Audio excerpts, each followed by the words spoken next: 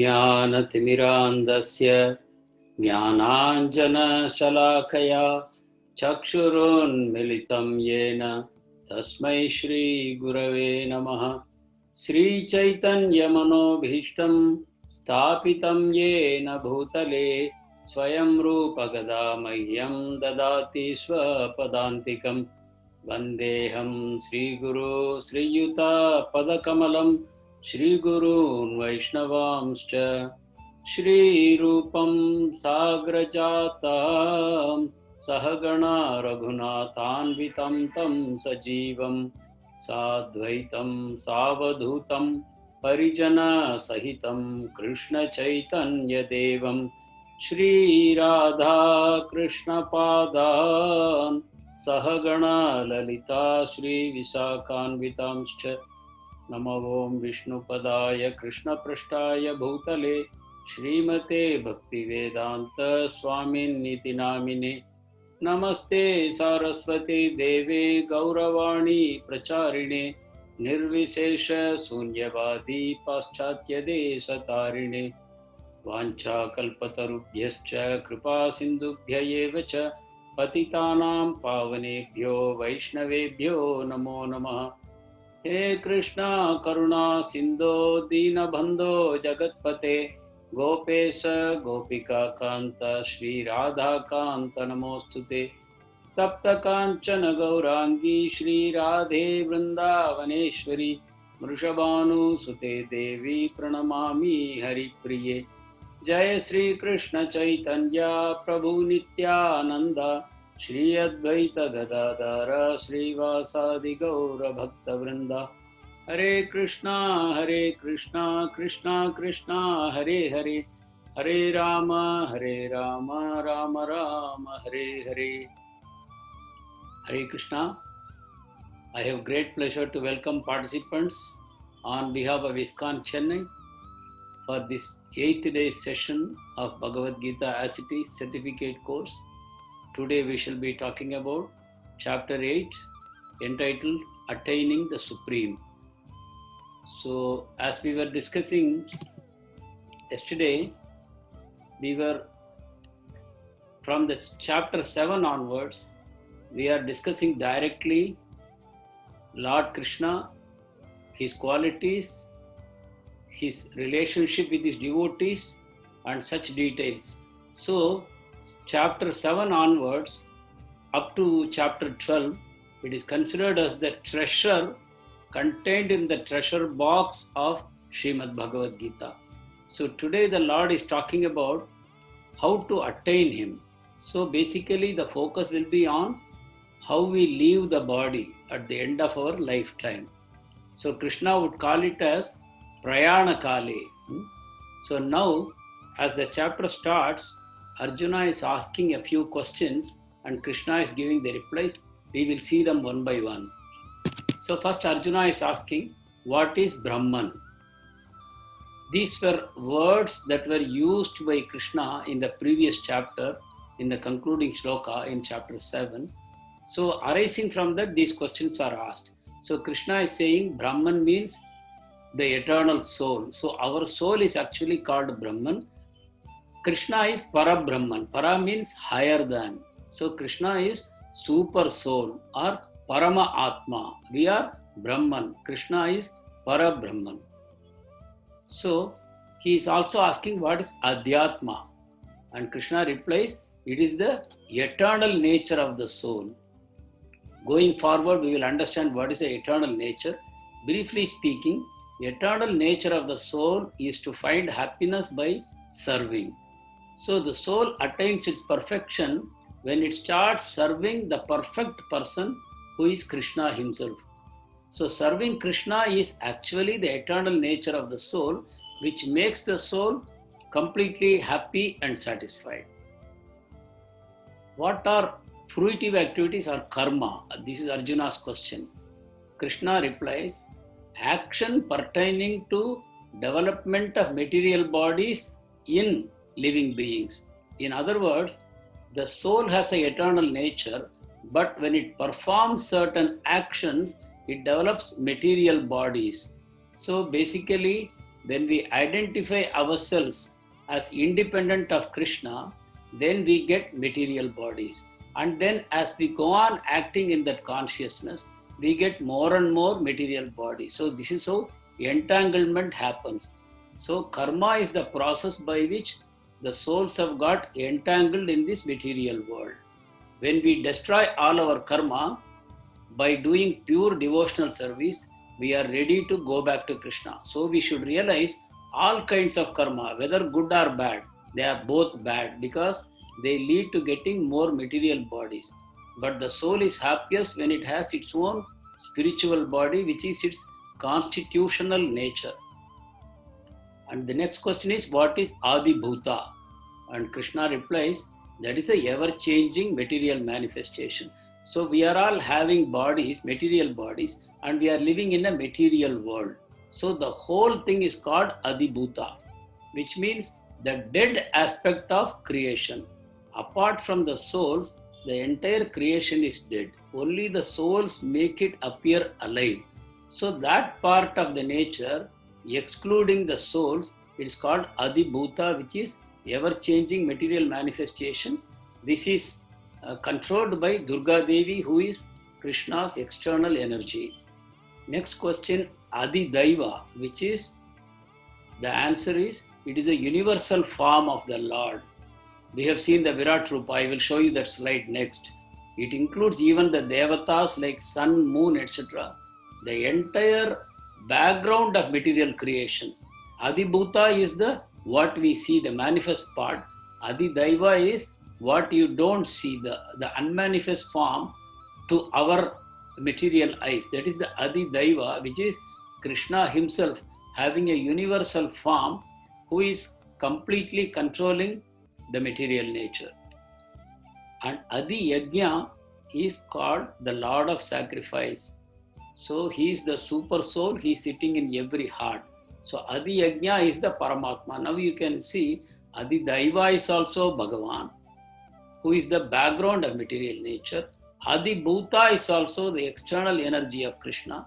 And Adi Yajna is Krishna himself appearing as the super soul in everybody's heart. So we come to understand that actually everything is Krishna.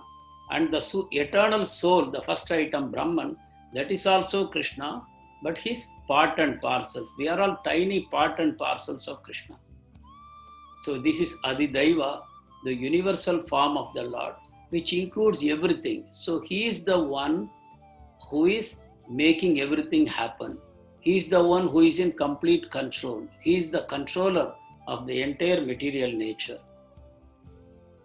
So Krishna is explaining how to meditate on him. A devotee should meditate on him in the following ways. He is the smallest of the small. Now we understand the power of the small. This corona or COVID-19 pandemic has made people so scared, but the virus itself is so very tiny. It cannot be seen even with very sophisticated microscopes. So the smaller it gets, the more powerful it is. Actually, Krishna is smaller than the small. Our soul itself is smaller than the COVID virus also. Its size is explained by Krishna as 1/10,000th part of the tip of the hair.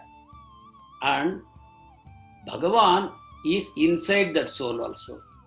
Krishna resides everywhere and Krishna resides inside the soul also. So you can imagine how small he is. And that is one way to meditate on him. And he is the oldest because everything creation has proceeded from him only. So he is obviously the oldest. Adhyam Purana Purusham. That is how he is called. Purana Purusham, the oldest person. Knower of everything. He is omniscient. So we have to meditate on him as he knows our past. So we can pray to him, Krishna, I don't know my own karma, but you know what all I have done and why I am suffering. Please purify my karma and make me your pure devotee and take me back with you. That is the way we can pray to him.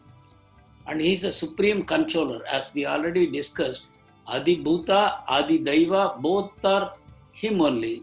So he is controlling everything. It is only an illusion under which we are thinking that we have some control. Actually, We have no control except to desire. Thinking, feeling, willing, we say. We have only that much freedom. But even that freedom is greatly influenced by our past karma. So even though I may say I am independent, but our karma is taking away that independence also. And he is a supreme maintainer. But for Krishna, nothing can be maintained here. Everything is, even as something is created, it is actually destruction has already started. So it is only by the Krishna's will that this material world is maintained. We have all seen how the scientists are sending some rockets or satellites into space. They have a limited lifetime. After the lifetime is over, they just fall down and destroy themselves. So same way, this material creation, it exists at the desire of Krishna. As long as he wants, it exists. He makes it exist. And he is pervading the whole creation, and he makes it exist as long as he wants. And he is effulgent as the sun. This is a point that we have to understand. Effulgent as the sun means sun is self-visible, meaning we don't need a light to see the sun. When the sun rises, sun reveals everything to us. But for revealing the sun, we don't need an external light. Same way we have to understand that Krishna is self-effulgent. Like I am conscious of my body, I am conscious of my mind, but my consciousness itself, the source of that consciousness is Krishna.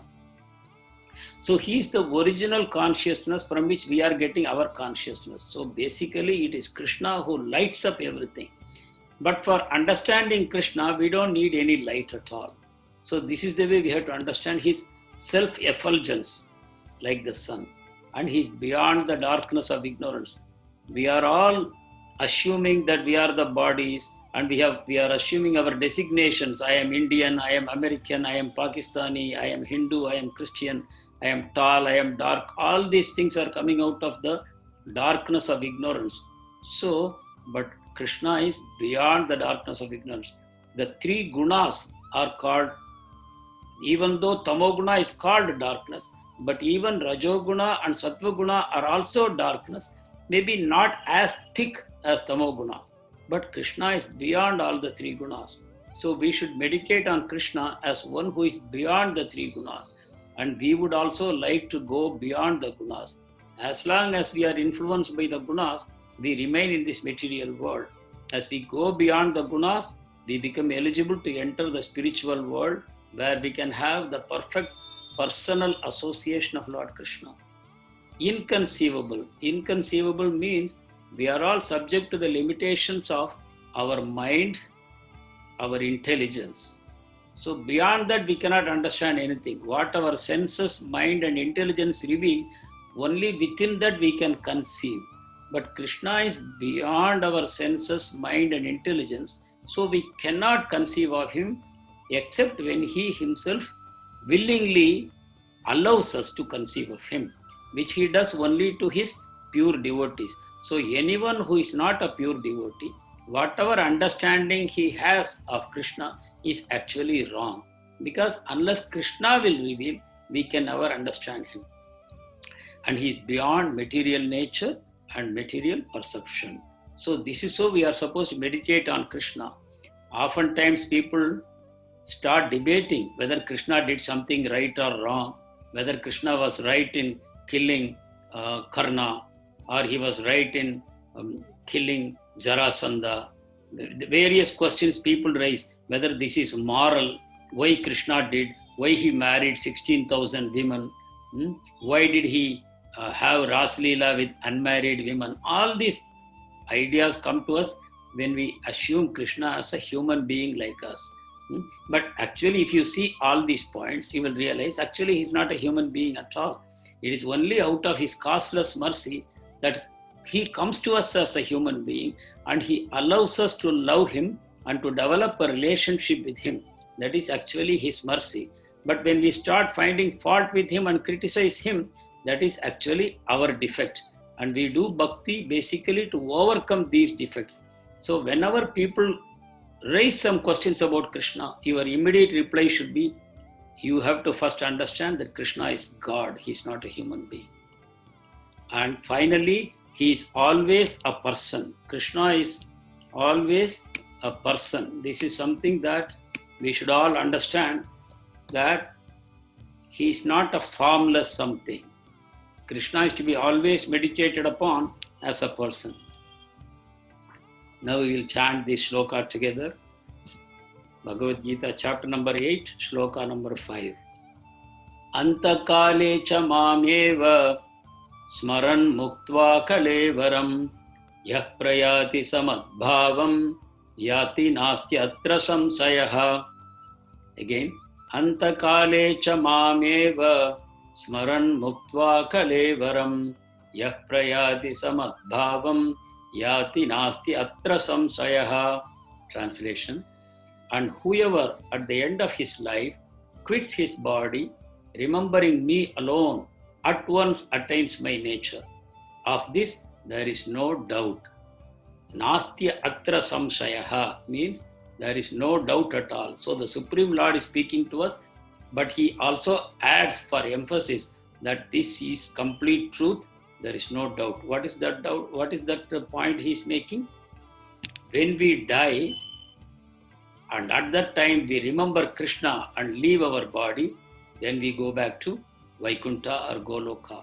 Krishna's nature is eternal, and we will attain that eternal nature, which means we will get an eternal body. That means there is no more birth and death for us. We leave this body and we unite with Krishna. Unite with Krishna means we re-establish our original relationship with Krishna in his land. This is what this shloka says. So Antakale, it's a very important word that we should remember. Antakale is when we die. The moment of death is called Antakale. So this is something we should constantly live our life, remembering my Antakala will come. A time will come when we will die. I don't think anybody has a doubt about this. But we forget it and we get into all kinds of trouble. But we don't forget, then we are unlikely to get into any kind of trouble in our life. So here I am trying to make a point. I hope you will understand in what spirit I am making this point. The Bhagavad Gita is the art of leaving. Lord Krishna teaches the art of leaving the body to attain him at the time of death. Specifically, the 8th chapter is all about the art of leaving, but the whole Bhagavad Gita is on that subject only. Meaning, this material body is for a very temporary while. Even if you live for 100 years, such a short time it is compared to the eternal life of the soul. So, our whole emphasis should be on how I am going to leave the body. When I leave the body, what kind of thoughts will be with me? And that is what is going to decide where I go next.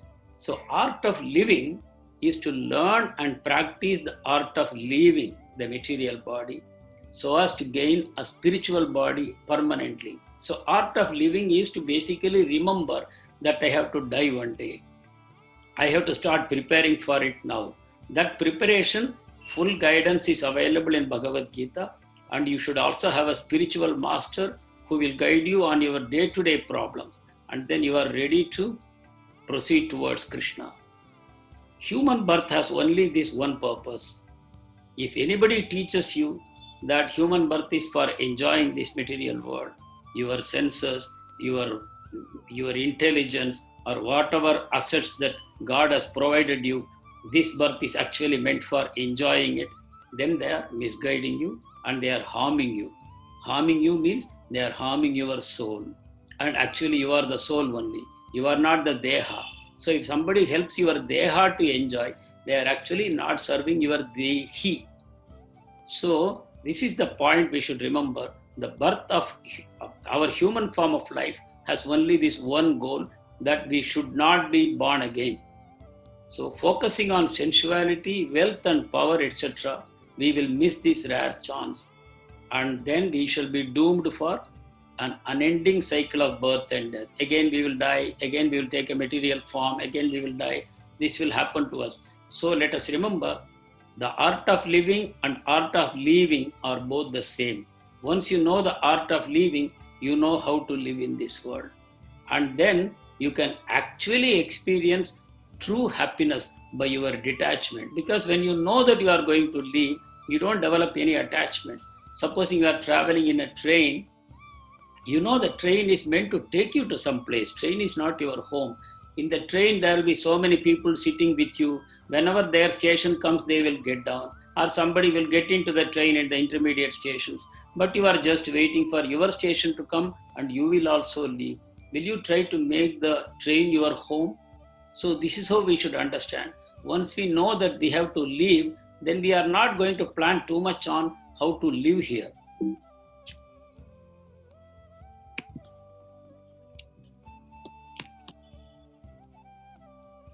So here, which is the wise choice, material or spiritual? That is a question. Are we going to plan for a happy material life, or should we plan for a happy spiritual life? That is a point. So here you see a man in his deathbed. He is surrounded by all kinds of equipments, not by his relatives. Usually we want to die in the presence of our relatives. We have so many attachments with our children, our parents, our friends, relatives, etc. But mostly these days people die in ICUs and nobody is even allowed to enter there. So imagine such a position. His Antakala has come, but do you think he will be able to remember Krishna now? Remembering Krishna at the time of death is quite a challenge. Whether this man is able to do that, we don't know. If there was a devotee by his side, maybe he would help him, but there is no such chance. And here you see another person on his deathbed. Can you recognize him? He is Srila Prabhupada. This was his 81 years of age. He passed away at this age. He is in Vrindavan in this photograph, and he is surrounded by his disciples. And you know what he is doing? These are his last moments on this planet Earth. You can see someone is holding a dictaphone near the mouth of Srila Prabhupada. And you know what Prabhupada is speaking? He is translating Srimad Bhagavatam, Dasama Skandam. The 10th skanda of Bhagavatam talks about Krishna Leela, and he is actually translating. Somebody is reading the shloka to him, and he is giving the translation, and he is also giving purports. What a glorious way of leaving this planet.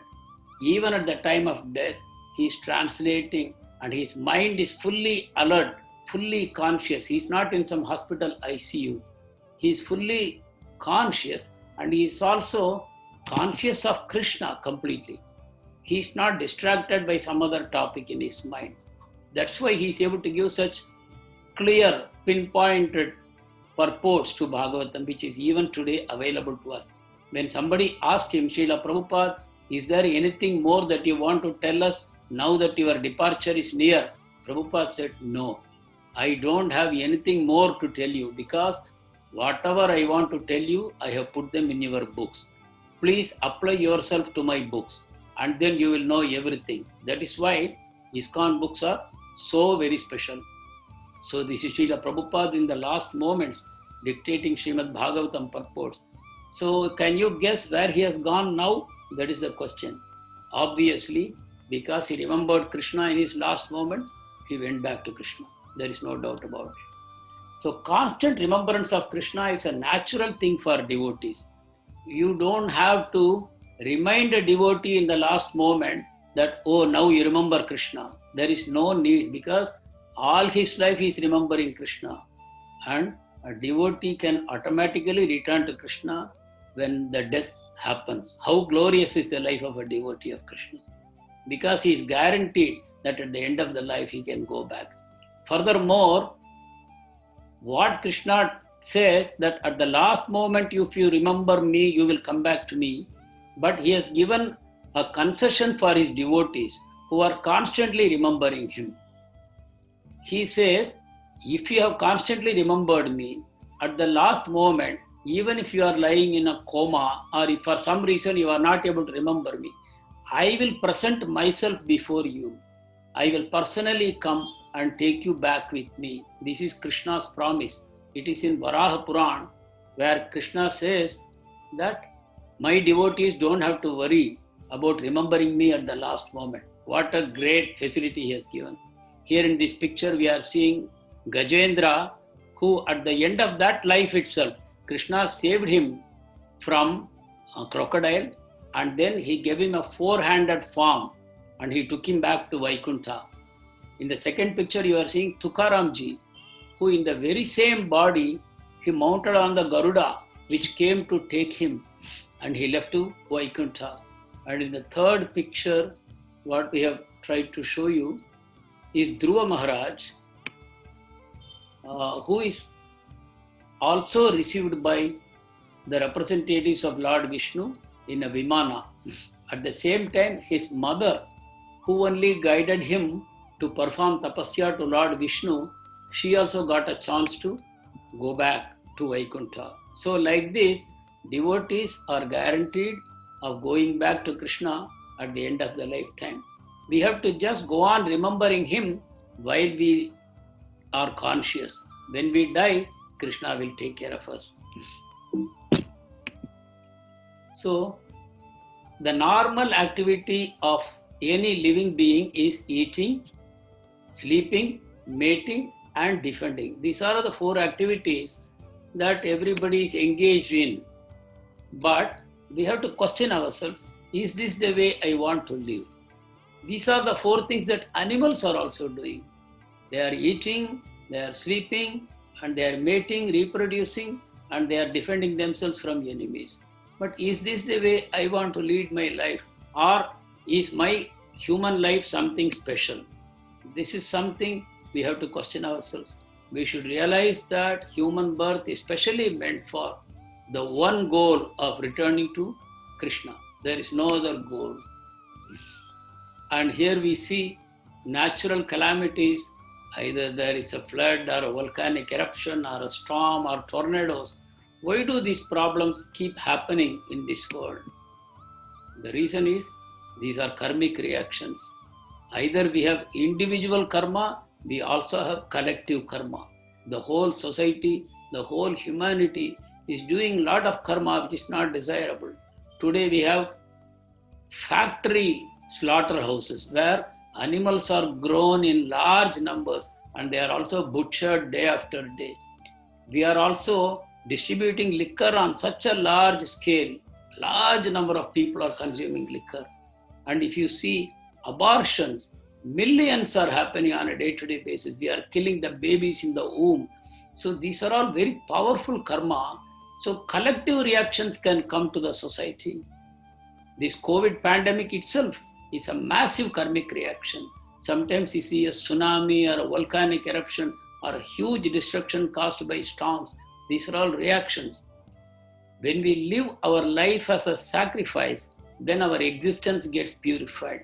Then we can become free from such calamities that are happening either on the collective existence or on the individual existence. Each one person is experiencing constant miseries in one way or the other. So these are all the results of impurity in the consciousness. When we engage in sense gratification, our consciousness gets polluted. So even though I have the facilities, I may have money, I may have influence, I may have intelligence, I can use all these things to have sense gratification in this world. But the problem is that is going to pollute my consciousness. I am helpless against that. So when I experience sense gratification, because it is available to me, I am making a big mistake. By polluting my consciousness, I am perpetuating the cycle of rebirth for me.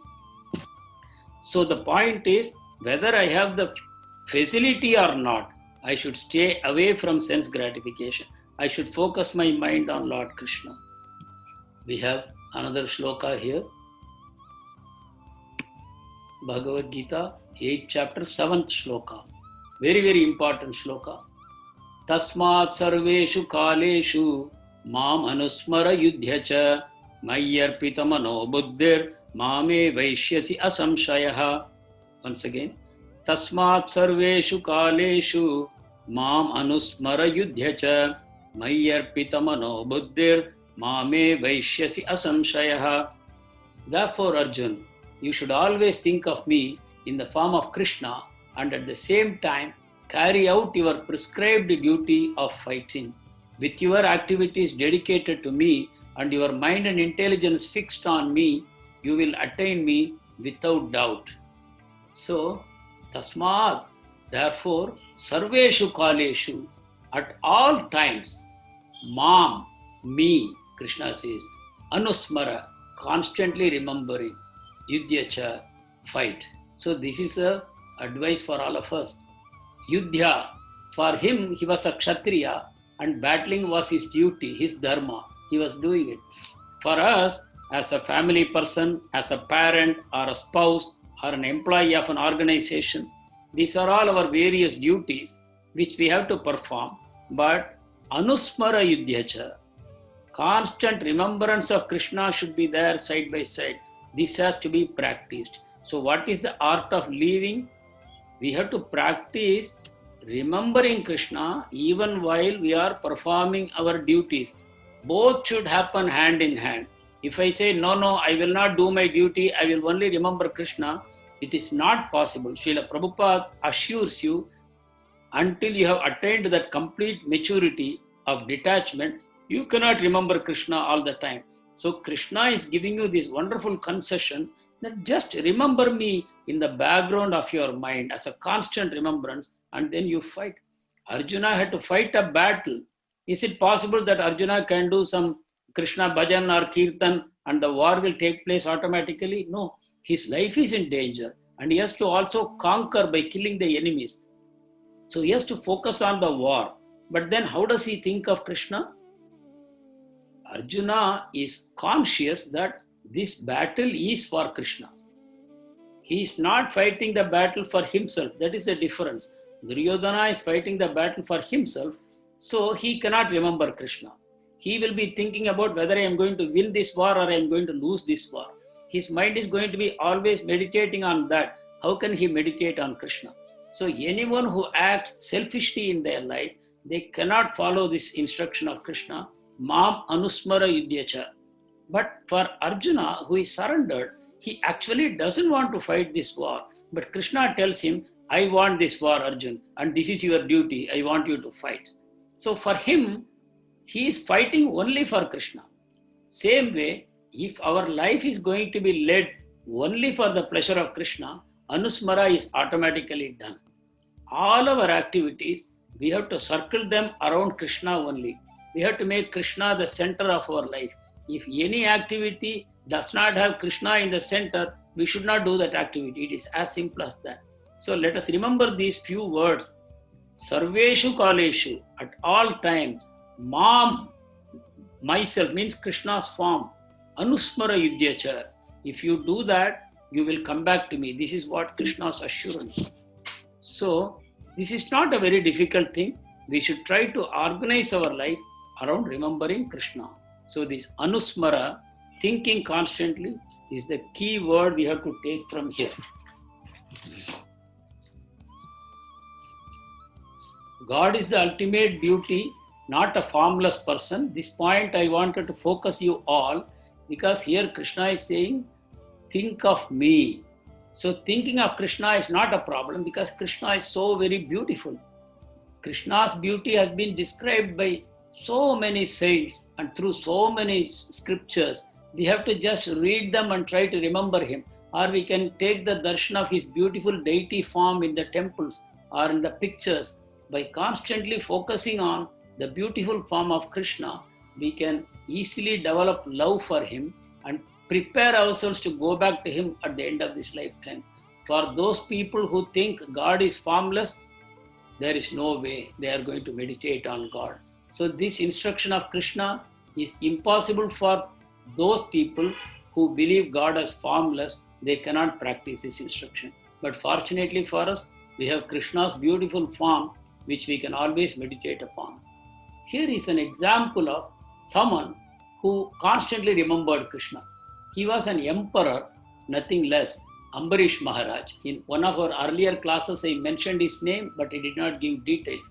Today, I'll give a little detail. You can see one great sage lying at his feet, holding on to his feet. That is Durvas Muni. Durvasa Muni is feared by the whole world, but he is lying at the feet of Ambarish Maharaj because Sudarshana Chakra is chasing him. Unless Ambarish Maharaj requests Sudarshan, it will not stop. Before this happened, Durvasa had gone to Brahma, Lord Shiva, and Vishnu himself to save him. But Vishnu also told him, my Sudarshana Chakra is not dependent on me. Now it is only going to listen to the instruction of Ambarish Maharaj. So again he comes and falls at his feet. What made Ambarish so great? So here are the few points. He is the perfect model for constantly remembering Krishna through devotional service. How he lived, he was conducting the affairs of the empire, but at the same time, his mind was always meditating on Krishna. He would always speak the glories of Krishna. So his words were always describing the glories of Krishna. His hands were always engaged in doing some service for Krishna. His legs were involved in walking to the temple or circumambulating the temple, etc. His head was used for performing dandavat, obeisances to the Lord or to his devotees. His arms were used for embracing other fellow devotees of Krishna.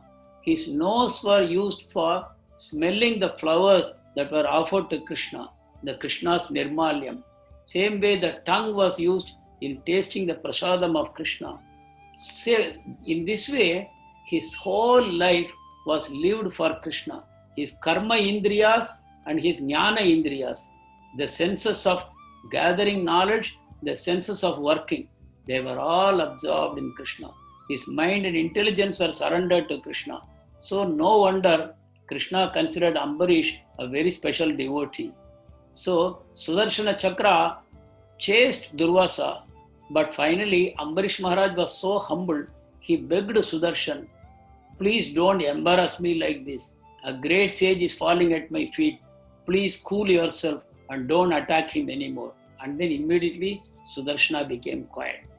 So this is to show even an emperor can live like that. What about us? We can definitely practice remembrance of Krishna. Shloka number 10. Abhyasa yoga yuktena chetasa nanya paramam purusham divyam yati partanu chintayan. Translation. He who meditates on me as the Supreme Personality of Godhead, his mind constantly engaged in remembering me, undeviated from the path, he, O Partha, is sure to reach me. So once again, Krishna is teaching us the art of living. If we can constantly remember him as the Supreme Lord, if we meditate on him like that, never deviating, na anya gamina, you don't go anywhere else, you constantly remember him, then surely you will reach Krishna. That is a guarantee Krishna is giving. So anuchintayan means constantly remembering Krishna. This is something we have to pick up from here. And here we see one dog and a frog with a human body. The point is, what do you remember at the moment of death? That nature you will attain without doubt. So this is what Gita says. What you remember at the time of death, that nature you will attain without doubt. Someone who is very attached to his dog, if he remembers the dog at the time of death, he will get a dog's body in the next. Actually, there is a nice story of a king called Bharat Maharaj, who was such a wonderful detached devotee. He gave up his empire, he went into the forest for doing meditation. But by the arrangement of God, he became very attached to a fawn, a cub of a deer. And because of remembering that deer cub at the time of death, he got the body of a deer in his next lifetime. So very, very important what we remember at the moment of our death. So can we guess now what happens to a devotee? Number one, because he constantly remembers Krishna, the memory of Krishna will come to him automatically. Secondly, even if he does not remember Krishna, Krishna has assured him that I will personally take care of you. here we have one more shloka, 16th shloka. Abrahma bhuvana loka punaravartino arjuna mamupetyatu kaunteya punarjanma na vidyate.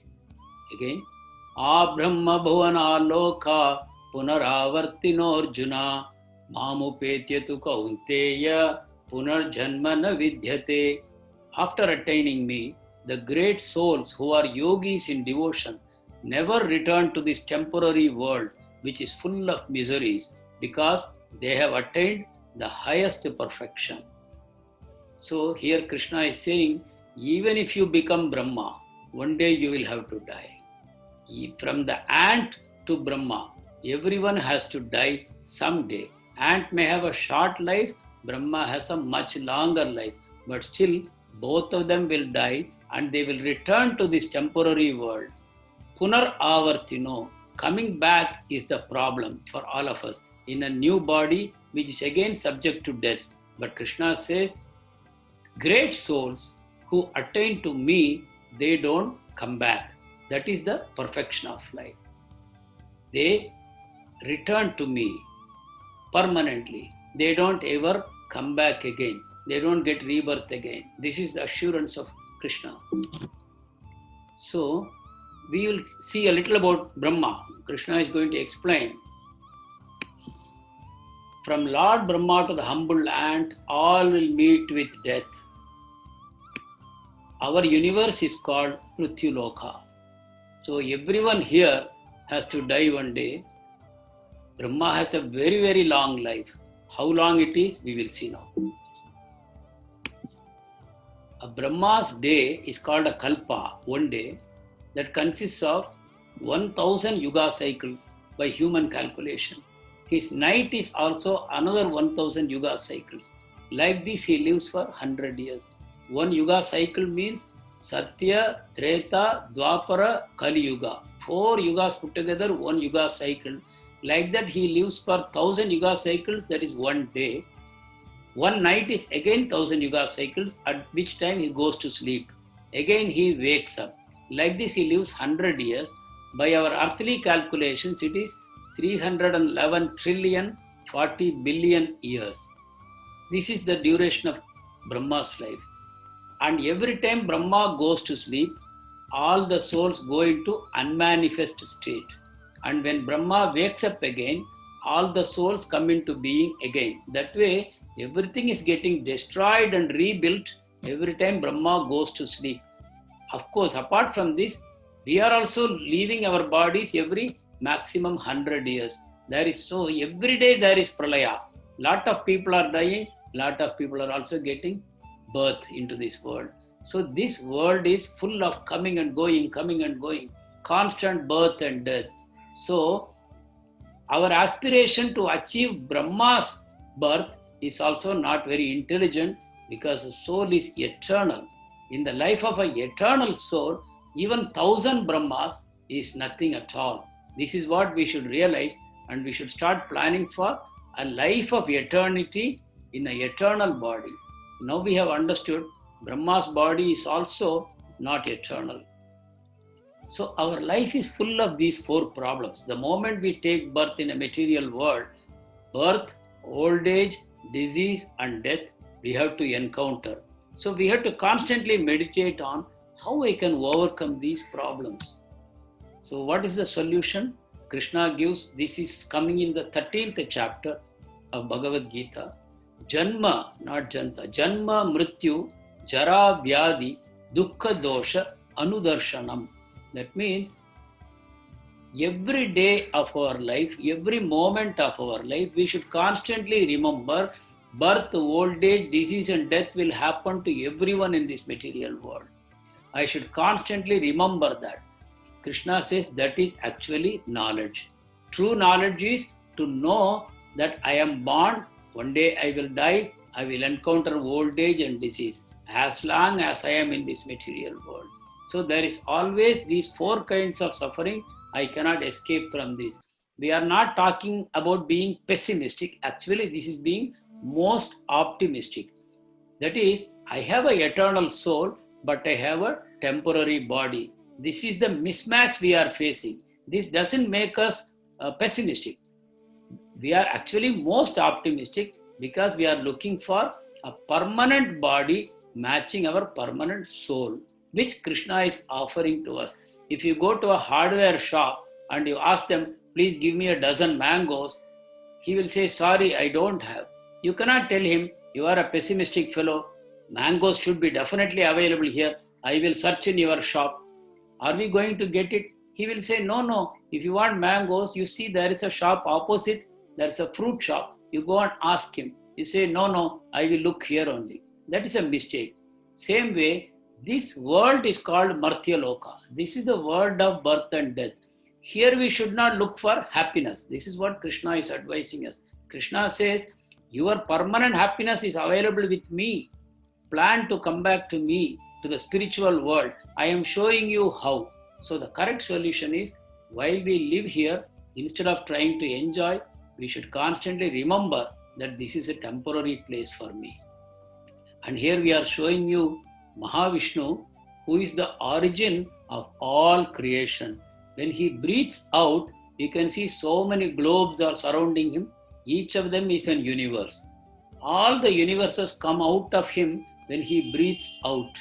And when he breathes in, all the universes again go into him and they become unmanifest.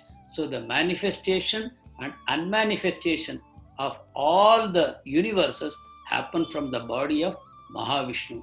And their lifetime is just one breath of Mahavishnu.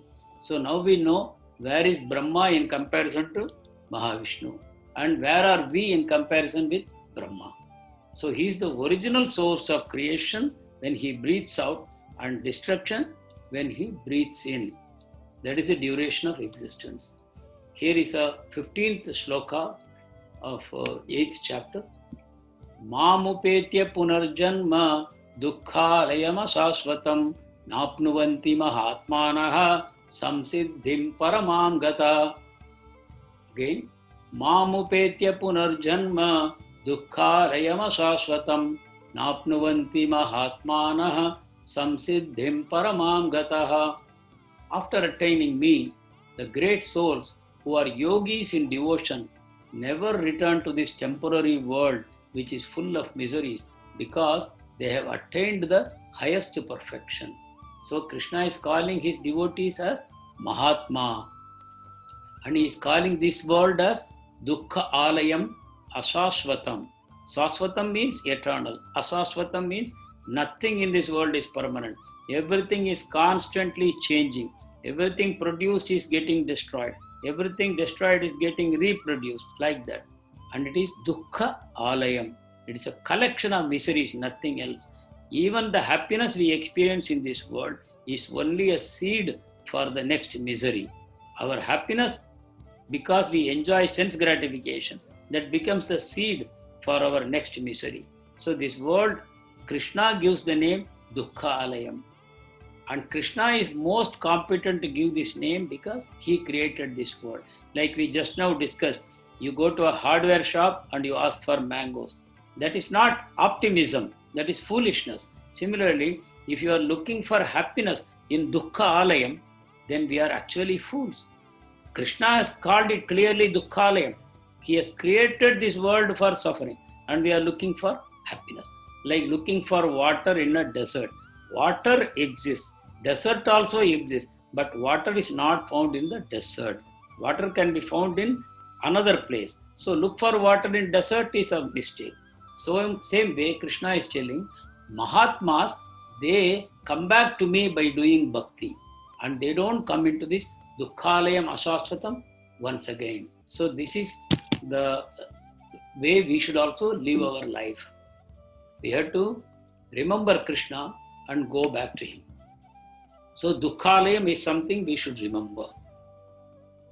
And here is a small story which is from Bhagavatam. We will quickly cover it. This is about the power of the holy name of Krishna. Here you can see somebody on the deathbed, an old man, and from him the Yamadutas are pulling out the soul. The soul is halfway out of the body, but then the Vishnu Dutas are coming and they are stopping the Yamadutas. and they are saying, you cannot take this soul because he has become completely purified by chanting the name of Vishnu at the time of his death. How it happened was, he was a very sinful man. That's why Yamadutas have come to take him. But he had a son called Narayana, to whom he was very much attached. At the time of death, he called out, when he saw the Yamadutas, he called out, "Oh Narayana," like that. And when he called out so helplessly to his son, because he called that four-syllable name of the Lord, immediately Vishnu Dutas came and saved him. Subsequently, what happened was, he woke up, the Yamadutas left, Vishnu Dutas also left. At that time, the old man was 88 years old. Then he immediately realized his mistakes and he left for Varanasi, where the rest of his life he spent by doing bhakti to Lord Vishnu, and eventually he went back to Vaikuntha. So here is a case where by chanting the holy name he got purified. Because I am not giving you the detailed story, you might have some doubts about how in the last moment he got help like that. But when you know the full story, you will understand. He has a background of being a very nice Brahmana boy, but because of a momentary association with a prostitute, he became debased. He developed all kinds of bad qualities uncontrollably. But by the Lord's mercy, his last son was named Narayan, and by constantly calling on his name, he became purified. And the Lord gave him the remembrance at the last moment. So when he died at the age of 100, once again same Vishnu Dutas came and took him back to Vaikuntha. This is to tell us the power of chanting the holy name of the Lord. So here is in Mahabharat, Yudhishthir Maharaj is facing a confrontation with a Yaksha. Actually, he is Dharmaraja only. He is appearing as a Yaksha. He asks him many questions and he answers them beautifully. One of the questions is, what is the greatest wonder of the world? Yudhishthir had to reply to this question. Without thinking twice, he answered, the greatest wonder of the world is everyone in this world is experiencing death around them all the time. Somebody near and dear, somebody known or somebody unknown, constantly they are encountering death in this world. But nobody thinks or realizes that death will come to me also. This is the greatest wonder of the world. Why he is saying this? Because if anyone can realize that death will come to me also, their life will change. They will immediately start thinking, how I should lead my life? Where will I go at the time of death? Who can help me about what is the proper way to live this life? Like that. So Yudhishthira is saying, because people are still doing all kinds of mistakes, cheating, lying, stealing, burglary, murders, rapes, and all these things, that means people are not understanding that one day they will die and they have to face the fruit of their actions. So this is the greatest wonder of the world.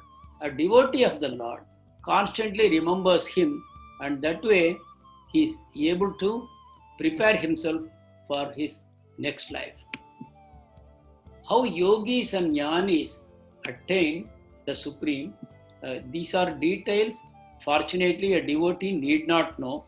Just to make us understand how fortunate we are, I am just presenting it. They have to study the Vedas, then they vibrate Omkara, Om, at the time of their death. They detach all senses from the body by withdrawing the energy with the help of the yoga, what they have practiced all their life. Then the undeviated mind is fixed on the heart. Heart means on the Paramatma in the heart. They fix their mind. And the life air, which is called prana, they fix it between the eyebrows.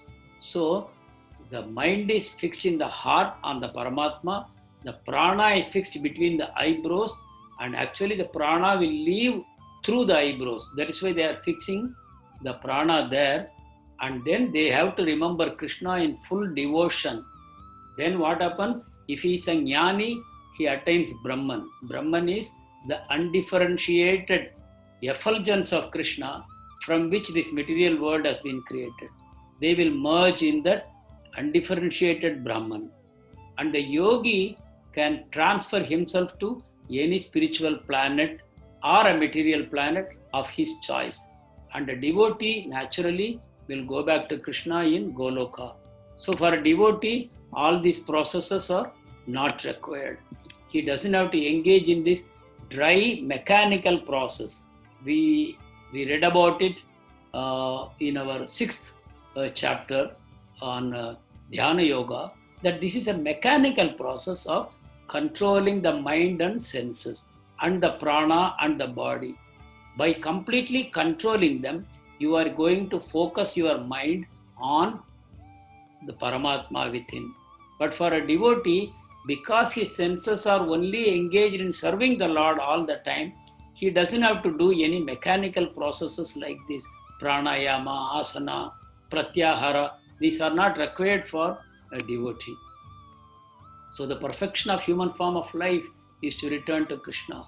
I just wanted to present you a picture of a soul returning to Krishna. This is happening all the time.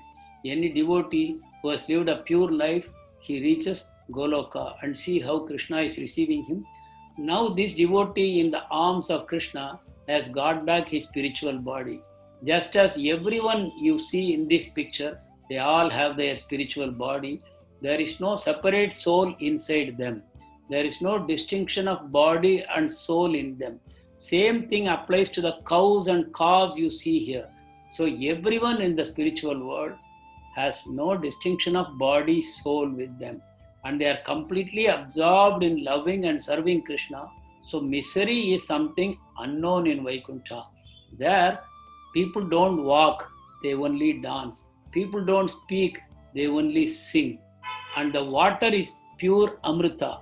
And the trees are all Kalpavriksha trees. These descriptions Brahma is giving in something called Brahma Samhita. Chinta Mani Prakarasad Masukalpa Vriksha Laksha Vriteshu Surabhir Apipalayantam Lakshmi Sahasra Satasambhrama Sevyamanam Govindamadi Purusham Tamaham Bhajami. So he is describing all the cows here are Kamadhenu cows. All the women here are Lakshmis. So this is how Krishna's supreme world is arranged, and we can all go back there and enjoy the association of Krishna by performing bhakti. So Krishna is receiving a returning soul in the original form. So now here is a question. How does a raw mango ripen? So here we are seeing a bunch of mangoes hanging, and they are in the process of getting ripened. How do they ripen? They don't do anything. You can see the stem connecting the mango to the tree's stem, right? So the mango is connected to the tree, and by that it is drawing nourishment constantly. If it just maintains this connection, given some time, they will all transform into beautiful, lovely fruits, golden color with wonderful fragrance and wonderful sweet taste. So it is just a matter of time, and they have to remain connected. So all of us today, we are beginner devotees, but as long as we stay connected with Bhagavad Gita, Srimad Bhagavatam and devotee association, and we go on chanting, then we will one day become a ripe devotee and we can go back to Krishna. And it is very much possible in one lifetime by the mercy of Srila Prabhupada. So let us all do bhakti day after day, minute after minute. We have to practice remembrance of Krishna. That remembrance is the connection by which these fruits will ripen. That stem by which they are connected, that is the key for all of us. We should not go away from devotee association. We should not go away from the parampara. We should not go away from Krishna and the scriptures. Then we can all go back to Krishna one day. So once again, this is the picture of the supreme abode, our eternal home from which we have come unbelievably. And we can all go back there by practicing the process of bhakti. This is the picture of Rasa Leela, which is also part of the supreme abode, which is our eternal home. And all of us, because we are children of Krishna, this is our birthright to go back there. The soul's eternal right is to go back there. All of us will go back there one day. but it is left to us how soon we want to go, or the alternative is how long we want to suffer in this Dukkhalayam. So, a little description about the time of passing. Krishna gives some details about when the yogi dies, depending on the time of his dying, he will come back or not come back. So, if a yogi dies in the light, Krishna says in the daytime, at the time of Agni, or at a good auspicious moment, in the waxing moon, the 15 days of the waxing moon, or Uttarayana, which is the 6 months when the sun is traveling from south to north, from Tropic of Capricorn to the Tropic of Cancer. These are all auspicious times. When a soul leaves the body, it will not come back. This is not applicable to everyone. This is applicable for yogi, because the yogi is not able to time himself so perfectly. So sometimes his timing happens in the darkness, which is during the smoke, during the night, during the waning moon, the 15 days, or Dakshinayana, when the sun is traversing from Tropic of Cancer to Tropic of Capricorn, southward movement. These are considered inauspicious times. So the yogi will come back. So this is the significance of the time of passing of the mystics. Srila Prabhupada clarifies each of these times which are mentioned, there are some devatas in charge of that particular time. So those devatas take the responsibility of guiding the soul to its next destination. So if the soul dies in the light, it is taken to the land from which there is no coming back. They reach the spiritual world. In the darkness, they have to come back to this material world. But if I ask you, is this a problem for a devotee? By now you would have understood it is never a problem for a devotee. Devotees have nothing to worry about. Devotees are not bewildered, as the path and destination are the same for a devotee. This is a very interesting idea. The path we are following is Bhakti Yoga, and our destination is actually more Bhakti. Because when we go back to Krishna, we are going to perform more Bhakti, because we are now looking for Krishna Prema. We are all trying to develop Prema for Krishna. So the devotee will get Prema. This Krishna is Krishna's blessing to the devotee is he gives more Prema.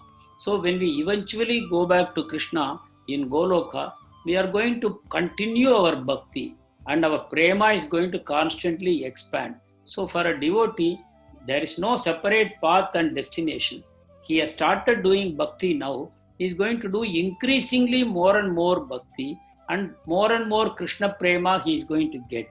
He is not looking for any material benefits like a Jnani or a Tapasvi or a Karmi or a philanthropist or a Ashtanga Yogi. They all have different goals to reach, for which they are using different pathways.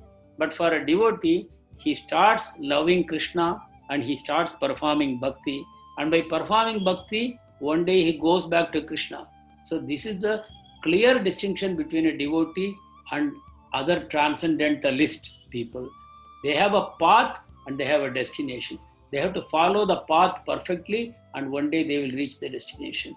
And that too, if they want to go to Krishna, someday they have to take the devotee path.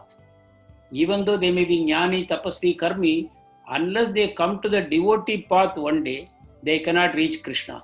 We discussed this in yesterday's shloka also, that finally they have to come to devotional path, and then only they are entitled to join Krishna. Whereas a devotee is on the same path all through. So the result of bhakti is more bhakti. This is what I was telling you. So the bhakti is the goal of a devotee, and the process is also bhakti. There are 9 processes of bhakti. Shravanam, which is constantly remembering and hearing. Shravanam means hearing about Krishna. Kirtanam is chanting and singing the names of Krishna. Smaranam is remembering him inside. Archanam means performing puja with nice flowers, chanting various names of Krishna. Vandanam means offering dandavat obeisances to him. Padasevanam means he is attending to his lotus feet, massaging his lotus feet. Dasyam means like Hanuman, you become a servant of Krishna. Sakhyam, you become a friend like Balram ji, Sudama, etc. Vatsalyam, you become an elder to Krishna and become like a elder person, loving a younger person, protecting him. Like Nanda Maharaja, Yashoda, Devaki, Vasudev, like that you will be giving love to Krishna in the Vatsalya Bhava. Ultimately, Atma Nivedanam, where you surrender yourself to Krishna completely. Perfect examples are the gopis of Vrindavan and Radharani herself. So there are so many ways to achieve Krishna, but the most important way for all of us is to chant the holy names regularly. So we have already taught you the Maha Mantra, which consists of 16 syllables. Hare Krishna, Krishna Krishna, Hare Hare, Hare Rama, Rama Rama, Hare Hare. By regularly chanting this mantra, one mala means 108 times. Like that, if you have to go on doing morning and evening, you can start now. You can slowly increase the numbers. Actually, if you, we have already sent you one small video about how to chant. I could see that not many of you have checked it out. I am very eager that all of you should see it and learn and practice how to do your japa. Chanting means chanting with mala. Even though you can go on chanting the Maha Mantra throughout the day, but chanting with mala is very important, that you should cultivate that habit. Morning and evening, at least one round of Maha Mantra. I request all of you to chant. This is the most important process for Kali Yuga to attain Krishna Prema. So, Rasa Leela and Krishna Kirtan are non-different. I have put a picture here. Above you see the Krishna Loka. Below you are seeing Chaitanya Mahaprabhu remembering Krishna's holy names and dancing in Mayapur in Navadvip. He is actually Krishna himself. He came to show us the importance of chanting the holy names of the Lord. He was constantly chanting Krishna. He is Krishna himself, but he was constantly chanting the holy name of Krishna.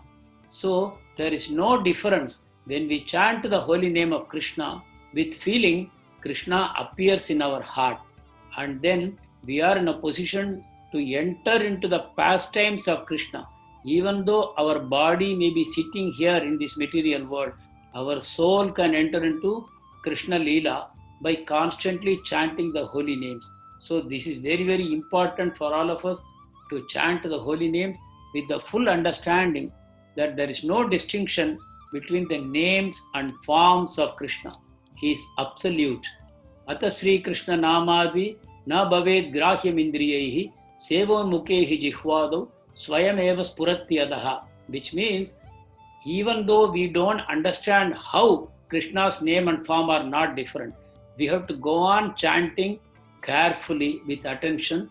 The name itself will reveal the form of Krishna in due course of time. So here is a one slide which I want to once again remind all of you what is Shreyas and what is Preyas. This marshmallow experiment was conducted in Stanford University sometime in the 1960s or 70s. They came with an interesting finding that children were offered a choice.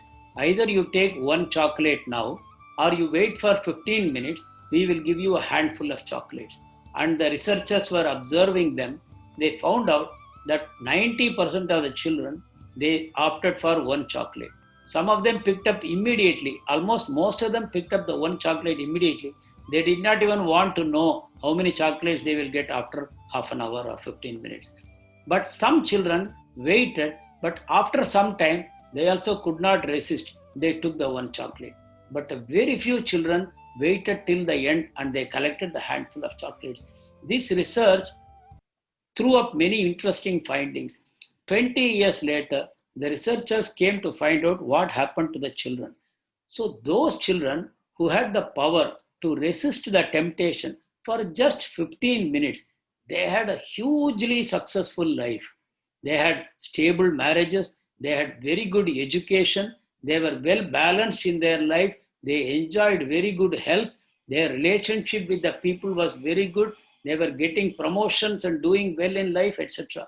Whereas those who could not resist temptation, they had very ordinary lives. So I am just comparing, you can check it up in the internet, you will get this. So Shreyas and Preyas are basically the difference between waiting for a better tomorrow or enjoying whatever I have today. This is the call. As far as a devotee is concerned, he wants to go back to Krishna at the end of this lifetime. For that purpose, he is willing to sacrifice all his sense pleasures. But you see, very interestingly, in the marshmallow experiment, just because they had the capacity to wait for a short time, the quality of life improved in the very same lifetime, not in the next lifetime. Same way, when a devotee says, Krishna, I want to please you, I want to come back to you at the end of this lifetime. Whatever material pleasures are available here, I am not interested in them. I want only you. So, when a devotee surrenders the whole lifetime to Krishna, then what will happen? Same thing what happened in marshmallow experiment will happen. Their life will improve in this very same lifetime. They will remain happy, they will remain healthy, they will remain loving, caring towards others, and all the uncontrolled sense desires will disappear from them. And they will be able to lovingly serve Krishna in this very same lifetime. And at the end of this life, they will be able to go back to Krishna. So we have a choice. Are we going to follow our base animal tendencies, or we are going to accept noble, uplifting aspirations as given by Srimad Bhagavad Gita? Where do we want to align ourselves?